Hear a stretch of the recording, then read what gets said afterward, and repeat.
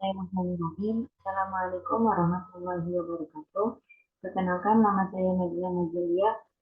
Di sini saya akan mempresentasikan tentang buku yang berjudul Reaktualisasi Tradisi Ilmiah Islam. Langsung saja, yang pertama yaitu bab 1, Tantangan Umat. Bangsa Indonesia pada saat ini memegang rekor terendah pada aspek-aspek fundamental, termasuk di dalamnya aspek ilmu pendidikan. Dikenal dalam sejarah umat manusia bahwa ilmu pengetahuan mempunyai korelasi positif dengan maju mundurnya sebuah bangsa. Kemajuan ilmu berkorelasi dengan apresiasi masyarakat, khususnya para penguasa dan orang kaya terhadapnya. Semakin berkembang ilmu pengetahuan pada masyarakat tersebut.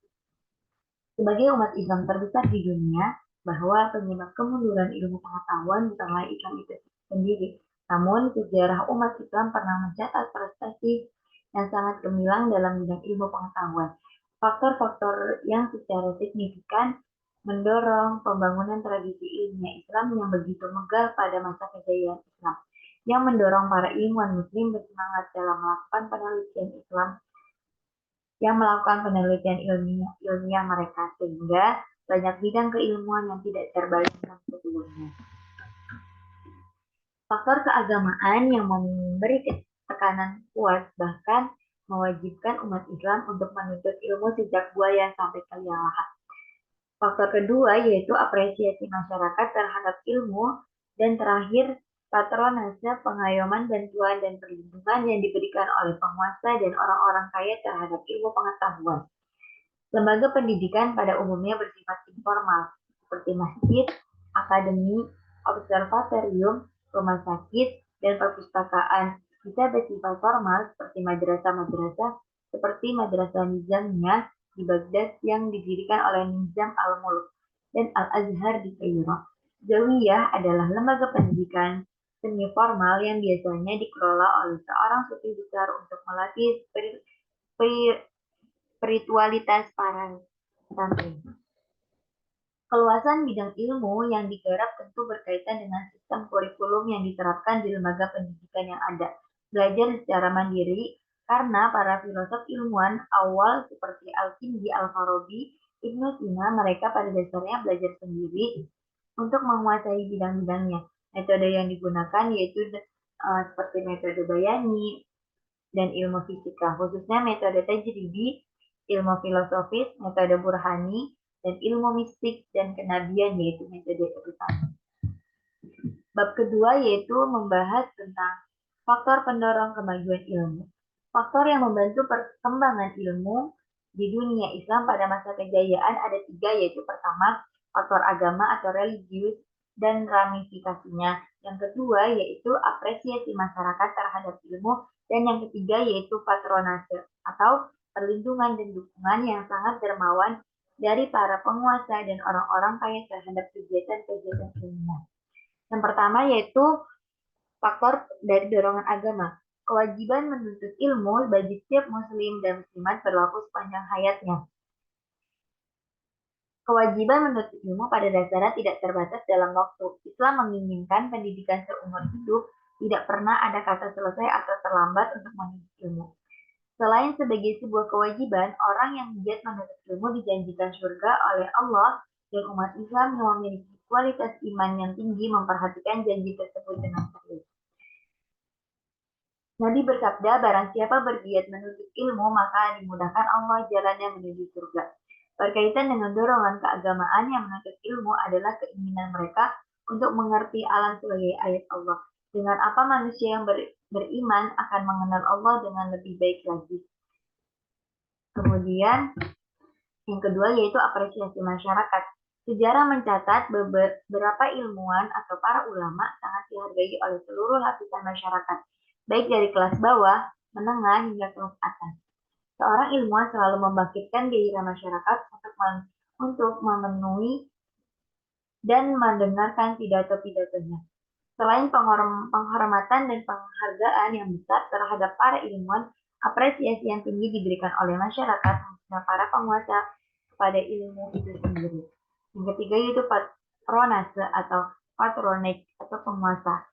Patronase, penguasa atau orang kaya bisa dikategorikan ke dalam beberapa bentuk, antara lain yang pertama, undangan para penguasa kepada para ilmuwan untuk tinggal di istana. Yang kedua yaitu pembangunan sarana pendidikan seperti akademi, observatorium, perpustakaan, rumah sakit, pendirian madrasah. Yang ketiga yaitu pembiayaan dukungan finansial untuk melakukan riset ilmiah. Yang keempat, penyelenggaraan seminar oleh para penguasa atau sarjana.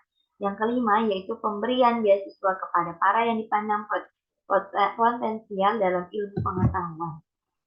Para penguasa secara khusus membuat perpustakaan negara dengan biaya sangat besar, seperti yang dibangun oleh Al-Adud Al-Dalwah di Shiraz, yang merupakan kompleks bangunan yang dikelilingi oleh taman, danau, dan aliran yang memiliki ruangan sebanyak 360 buah. Madrasah yang dibangun secara umum, misalnya di Madrasah Nizamiyah yang didirikan oleh Nizam al-Mulk di Baghdad dan Misyapur. Sarana pendidikan yang tidak begitu formal adalah rumah sakit yang dibangun oleh Khalifah Harun ar-Rasyid, ayah al-Ma'mun. Rumah sakit dikatakan sebagai sarana pendidikan karena di rumah sakit dilakukan kajian-kajian dan penelitian medis. Observatorium adalah sarana pendidikan informal yang biasa didirikan oleh para penguasa. Patronase dapat berupa bantuan dana untuk kegiatan-kegiatan tertentu seperti untuk mendapatkan manuskrip-manuskrip ilmiah dan filosofis dari negeri asing Yunani, India, dan Persia. Yang bab 3 yaitu lembaga pendidikan. Yang pertama yaitu madrasah. Madrasah adalah tempat belajar, merupakan lembaga pendidikan formal yang sangat berpengaruh terhadap perkembangan ilmu, khususnya ilmu-ilmu agama. Madrasah berkembang dari lembaga pendidikan informasi yang pada mulanya disematkan pada bangunan kompleks masjid disebut Masjid Khan. Fokus pengajaran adalah pada kajian-kajian agama, khususnya ilmu fikih, hukum Islam, dan teologi ilmu kalam, yang kemudian menciptakan dua ilmu dasar, yaitu usul al-din dan usul al-fikr. Dua madrasah yang terkenal yaitu Nizamiyah dan Mustashiriyah. Madrasah Nizamiyah didirikan oleh Nizam al-Mulk pada tahun 1018 sampai 1092. Madrasah Nizamiyah merupakan sistem universitas yang didirikan di beberapa tempat, misalnya di BIS, meskipun bukan yang pertama. Madrasah Nizamiyah merupakan sistem sekolah pertama yang didirikan secara khusus oleh negara Islam di dunia. Yang kedua yaitu Madrasah Mustashiriyah, didirikan pada abad ke-13 oleh Khalifah al-Mustashir, ayah dari Khalifah Abbasiyah terakhir. Pendirian madrasah ini dimaksudkan untuk menggantikan kemunduran sekolah tinggi Nizamiyah yang didirikan hampir 2 abad sebelumnya. Madrasah Mustashiriyah ini selamat dari kehancuran yang diakibatkan oleh serangan Hulagukan ke kota 1001 malam ini. Kenyataan bahwa di madrasah ini diajarkan 4 mazhab fikih harus dipandang sebagai kemajuan, karena sebelum ini, seperti dinyatakan oleh Tobihu, umumnya madrasah hanya mengajarkan 1 mazhab saja. Yang kedua yaitu akademi. Akademi sama seperti dengan madrasah tingkat tinggi, biasanya dibangun oleh seorang penguasa yang ingin membantu kemajuan ilmu dengan menyelenggarakan berbagai kegiatan ilmiah seperti menerjemahkan manuskrip, menulis buku-buku, menulis komentar, berdiskusi, dan lain-lain.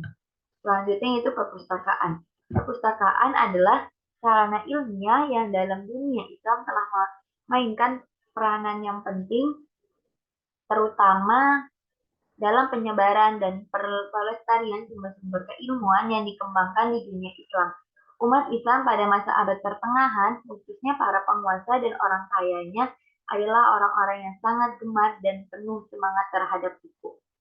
Selanjutnya, perpustakaan menyelenggarakan kegiatan ilmiah, terutama penerjemahan dan juga penulisan karya orisil Bait al-Hikmah dikatakan sebagai perpustakaan yang menyimpan banyak karya-karya agung dan langka.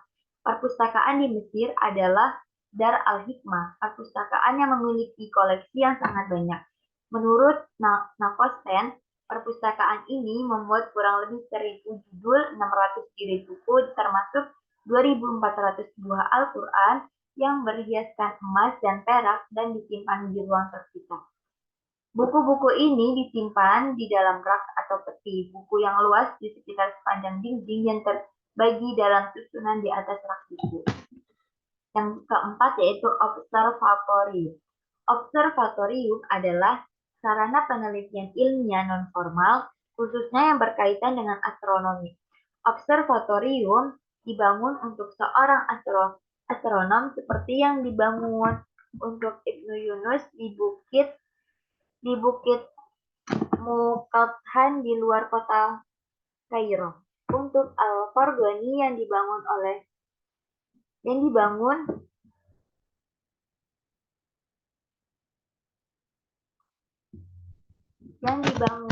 Khalifah Al-Ma'mun pada tahun 829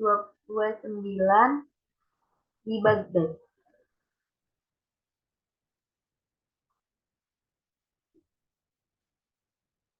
Kemudian observatorium di Marogo dibangun dengan ketepatan yang besar selama beberapa tahun dengan tujuan untuk membuat observasi-observasi astronomi yang pasti dalam memperbaiki tabel-tabel astronomi yang ada, yang dilengkapi oleh para astronom yang bekerja sebagai stafnya, pembuatan alat-alat dan ahli matematika, dan dilengkapi dengan sebuah perpustakaan yang luas sekali. Observatorium Marogo selain menjadi tempat observasi astronomi dan perpustakaan, juga menyelenggarakan pendidikan sebagai inovasi dan pengajaran lainnya pada ilmu-ilmu alam. Hampir 100 murid Tusi diberi pelajaran astronomi dan ilmu-ilmu alam di sana, dan biaya dari penguasa lokal digunakan untuk tujuan agar dijadikan model oleh observatorium berikutnya, seperti yang dibangun di Samarkand oleh Hulukbek dan di Istanbul oleh Taqi al-Din. Selanjutnya yaitu rumah sakit. Kehadiran rumah sakit sangat penting karena implikasinya praktisnya pada kesehatan penguasa. Harun ar-Rasyid, Khalifah Bani Abbas, dilaporkan telah mendirikan rumah sakit besar di Baghdad dengan mengambil model dari yang telah ada di Yundishapur, dengan Bakistu dari keluarga Nestorian yang terkenal diangkat sebagai dokter istana dan menjadi direktur rumah sakit pertama di Baghdad oleh Harun ar-Rasyid. Rumah sakit adalah tempat pengobatan bukan hanya bagi orang yang sakit secara fisik, tetapi bagi orang yang secara mental sakit atau gila. Rumah sakit Islam terkenal ke seluruh dunia karena kualitas perawatan, hasil-hasilnya yang bagus sekali, serta keindahan yang dimilikinya. Yang selanjutnya yaitu zawiyah. Zawiyah atau konikoh dalam bahasa Persianya adalah pusat-pusat latihan sufi atau sufi center. Sufi center menjadi penting terutama sebagai pusat-pusat pendidikan formal seperti infansi Mongol, zawiyah sebagai lembaga pendidikan karena fungsi gandanya sebagai madrasah dan pusat latihan spiritual, di mana bukan hanya ilmu-ilmu esoterik yang menjadi spesialisasi, tetapi juga ilmu-ilmu esoterik. Bab 4 yaitu sistem pendidikan. Yang pertama yaitu motivasi menuntut ilmu. Motivasi menuntut ilmu sangat berpengaruh terhadap kualitas ilmu yang dituntutnya. Dalam tradisi ilmiah Islam, ilmu dituntut untuk mencari tahu tentang sesuatu yang sebenar-benarnya.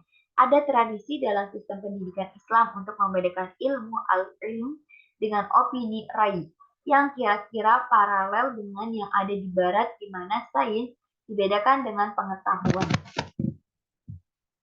Dalam Islam, sumber dari segala kebenaran, bahkan kebenaran terakhir, tidak lain dari Tuhan itu sendiri. Alam yang menjadi objek sains dalam pandangan Islam yang tidak lain daripada teofani ilahi. Dalam semesta tidak pernah dipandang sebagai sebuah realitas independen, tetapi sebagai ayat dan atau tanda dari Allah itu sendiri. Komitmen kepada kebenaran berarti mencari yang maha benar melalui apa yang kita dapat dari alam semesta sebagai ayat-ayat Allah. Yang kedua yaitu peranan guru. Guru mendapat penghargaan yang tinggi dalam sistem pendidikan Islam. Guru dalam sistem pendidikan Islam mempunyai jenjang-jenjang karir yang berbeda. Terdapat 6 jenjang guru. Yang pertama yaitu mu'alim, yaitu sebutan yang diberikan kepada guru sekolah dasar. Yang kedua yaitu mu'addib, yang arti harfiahnya orang yang beradab atau guru adab. Adalah sebutan untuk guru-guru sekolah dasar dan menengah. Yang ketiga yaitu mudarris, adalah julukan profesional bagi seorang asisten atau mu'id yang tugasnya membantu mahasiswa menjelaskan hal-hal sulit dari kuliah yang diberikan profesornya. Yang keempat yaitu syekh atau sama dengan guru besar. Julukan ini menggambarkan keunggulan akademis arti teologis seseorang. Yang kelima yaitu ustadz guru agama pada tingkat dasar dan terakhir. Dan yang keenam yaitu imam, yaitu guru agama tertinggi. Peranan seorang guru dalam memajukan pendidikan dan pengetahuan murid dapat dibagi ke dalam 3 jenis. Yang pertama yaitu mempersiapkan murid dengan ilmu-ilmu alat dasar yang sangat diperlukan sebagai persiapan atau fondasi bagi kajian berikutnya. Yang kedua yaitu peran guru dalam mentransfer ilmu pengetahuan. Seorang guru profesional tentu saja memiliki pengetahuan mendalam tentang bidang yang ditekuninya. Dan yang terakhir yaitu peranan guru sebagai pembimbing. Yang ketiga yaitu metode belajar mengajar. Metode belajar pada masa kejayaan ilmu pengetahuan Islam banyak tergantung pada jalur mana yang ditempuh dengan jalur formal atau non-formal. Jalur formal adalah seperti yang ditempuh pada lembaga pendidikan formal seperti madrasah. Sedangkan jalur non-formal yang ditempuh pada pendidikan privat keluarga murid mengundang guru atau seorang murid yang datang kepada seorang guru atau otodidak dan sebagainya. Yang keempat yaitu klasifikasi ilmu. Klasifikasi ilmu sangat penting dalam mengarahkan minat ilmu seseorang dengan mengenal berbagai bidang yang dapat manusia kembangkan, dari yang pokok sampai kepada cabang dan rantingnya. Klasifikasi ilmu yaitu diberikan oleh Ibnu Khaldun yang menulis klasifikasi ilmu ini setelah ilmu-ilmu mencapai tingkat kematangannya dan karena itu lebih komprehensif. Dalam kitabnya yang terkenal Al-Muqaddimah, Ibnu Khaldun membagi ilmu ke dalam 2 kategori besar. Yang pertama itu ilmu-ilmu nakliyah yang terdiri dari tafsir Al-Quran hadis, ilmu fikih yang meliputi fikih, faraid, dan usul fikih, ilmu kalam, tafsir ayat mutasyabihat, tasawuf, tabir mimpi. Yang kedua yaitu ilmu-ilmu akliyah. Yang pertama ilmu logika yang terdiri dari burhan, jadal, kitabah, syair, saksotohah. Yang kedua yaitu fisika yang terdiri dari mineralogi, botani, zoologi, kedokteran, ilmu pertanian. Dan yang ketiga yaitu matematika, terdiri dari aritmatika yang terdiri dari kalkulus dan aljabar. Selanjutnya yaitu geometri, figur sferik kerucut, mekanika, surveying, optik. Dan selanjutnya yaitu astronomi.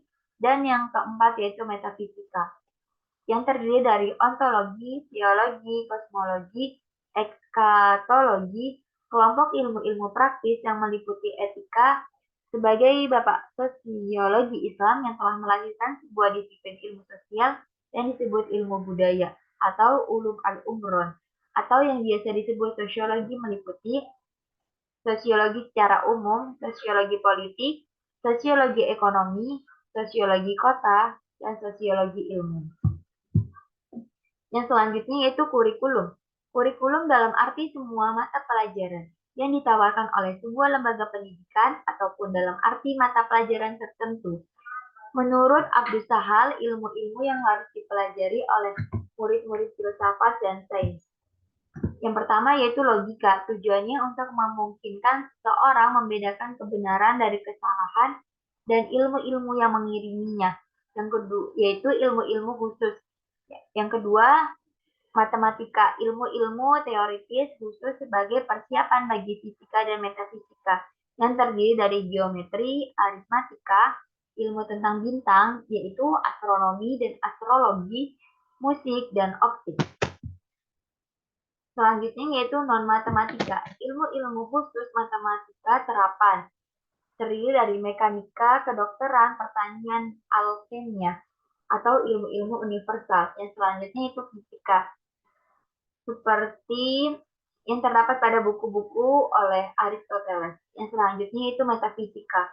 Metafisika oleh Aristoteles komentar dari Themistius terhadap kitab Lambda. Selanjutnya yaitu etika. Ilmu-ilmu ini harus dipraktekkan. Mereka mendahului bagian-bagian teoritis filsafat, yaitu etika. Etika Nikomachean dan oleh Aristoteles, politik, ekonomi. Yang selanjutnya yaitu pendidikan dasar yang berusia dari 6 sampai 10 tahun. Yang berisikan Al-Quran dan sastra Arab dengan guru yang tidak disebut namanya, mendengar ajaran-ajaran Ismailiyah tentang jiwa dan akal, tetapi ia tidak menerimanya. Yang ketiga, aritmatika India dengan penjual sayur. Yang selanjutnya pendidikan menengah pada usia 10 sampai 16 tahun yang terdiri dari fikih Islam dengan Ismail Al-Zahid mempraktekkan hukum. Yang kedua, ilmu-ilmu filsafat yang terdiri dari logika dan matematika. Yang ketiga, yaitu kedokteran oleh diri sendiri mempraktekkan kedokteran.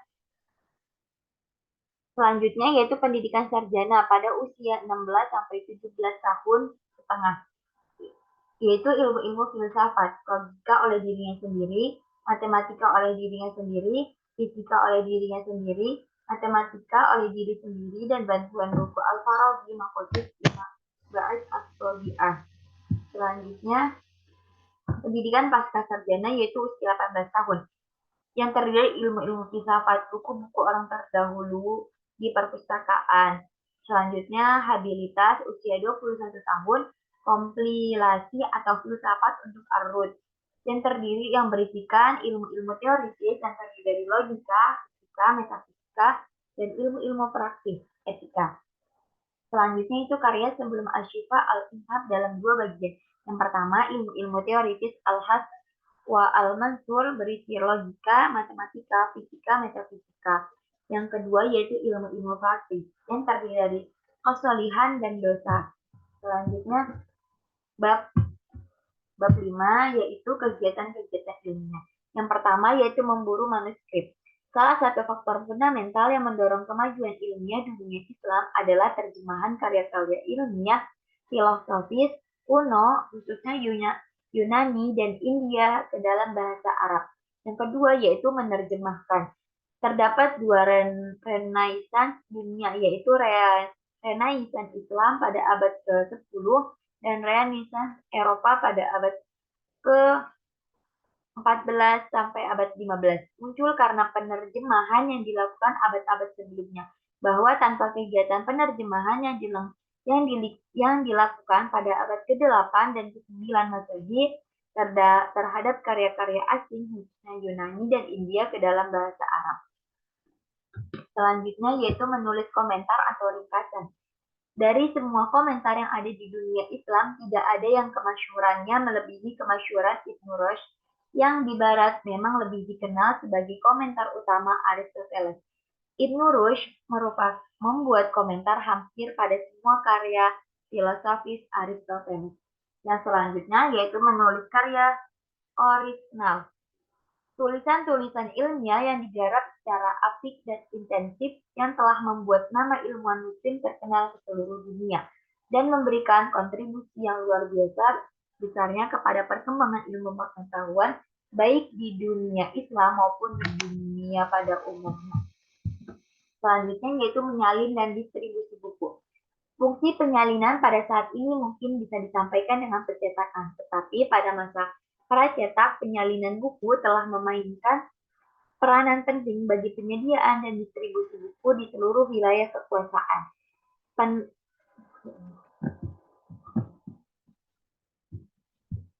Selanjutnya yaitu rihlal dan khawat. Berbeda secara signifikan dengan rihlal bertujuan mengunjungi dan melaporkan seseorang, saksikan di pusat-pusat dunia. Khalwat adalah melakukan perjalanan untuk mencari tempat yang tenang, untuk melakukan pelatihan jiwa. Sedangkan berpengaruh di dunia Islam, tokoh-tokoh universal Islam seperti Syekh Abdul Qadir Al-Jailani. Selanjutnya yaitu diskusi ilmiah dan seminar. yang biasa dilakukan di masjid, rumah-rumah pribadi, atau toko-toko sudut kota dan taman-taman. Dan selanjutnya itu tradisi kritik yang ditemukan oleh karya-karya sastra pada kritik ilmiah yang diarahkan bukan kepada pribadi tetapi kepada karya-karya ilmiah atau di bidang ilmu lainnya seperti bidang-bidang ilmu agama.